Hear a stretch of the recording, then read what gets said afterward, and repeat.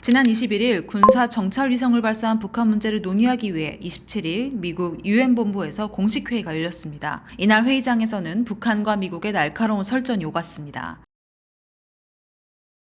유엔 사무차장은 북한이 탄도미사일 기술의 사용을 금지한 유엔 결의안을 위반했다면서 심각한 위험을 불러올 수 있다고 경고했습니다. 미국 역시 북한이 안보리의 권위를 약화시킨다며 추가 제재 필요성을 언급했죠. 무려 6년 만에 안보리 회의에 대사를 파견한 북한. 이날 김성 주 유엔 북한 대사는 현재 5,000개 이상의 위성이 지구 궤도를 돌고 있는데 왜 북한의 인공위성만 문제 삼느냐고 반박했습니다. 이전 안보리 결의에 따라 북한이 탄도미사일 기술 사용을 금지한 것과 관련해서는 그럼 미국은 위성을 쏠 때 탄도미사일을 사용하지 않고 투석기로 위성을 날리느냐며 되받아쳤죠. 또 정찰위성 발사는 미국의 핵무기 위협으로부터 북한을 방어하기 위함이라며 오히려 미국에게 책임이 있다고 주장했습니다. 주 유엔 미국 대사는 북한의 위성 발사가 미국의 군사훈련에 대한 방어라는 북한의 불성실한 주장을 강력하게 거부한다고 발언했죠. 이에 북한은 미국이 북한을 핵무기로 위협하니 교전 당사국인 우리가 미국에 상응하는 무기체계를 갖추는 건 정당하다고 강조했습니다. 상임이사국인 중국과 러시아는 북한의 군사 정찰 위성 발사는 주권 국가의 권리라면서 노골적으로 북한을 감쌌고요. 결국 안보리는 어떤 성과도 없이 종료됐습니다.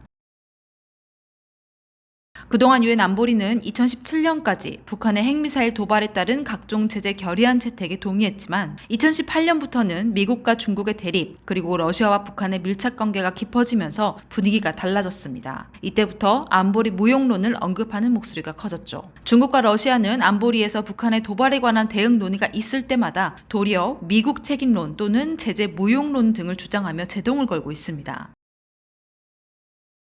안보리 상임이사국은 임기 제한이 없는 5개 상임이사국과 2년 임기의 10개 비상임이사국으로 구성됩니다. 미국은 거부권을 가진 중국과 러시아의 반대로 내놓은 결의안이 줄줄이 무산되자 안보리 상임이사국을 확대하자는 개편론을 꾸준히 내놓고 있는데요. 기존 5국 외에 독일과 일본, 인도, 브라질 등을 상임이사국으로 추천하는 방안이 거론되기도 했지만 파키스탄은 인도를, 스페인과 이탈리아는 독일을, 아르헨티나와 멕시코는 브라질을 강력하게 반대하면서 국가 간 이해관계가 걸림돌이 되고 있습니다. 안토니오 구테우스 유엔 사무총장까지도 세계는 변했지만 유엔은 그러지 못했다며 안보리 개혁론에 힘을 싣고 있습니다. 그러나 상임이사국 추가 방안 등에 대해 중국과 러시아가 찬성할 이유가 없는 만큼 안보리 개혁은 여전히 갈 길이 멀어 보입니다.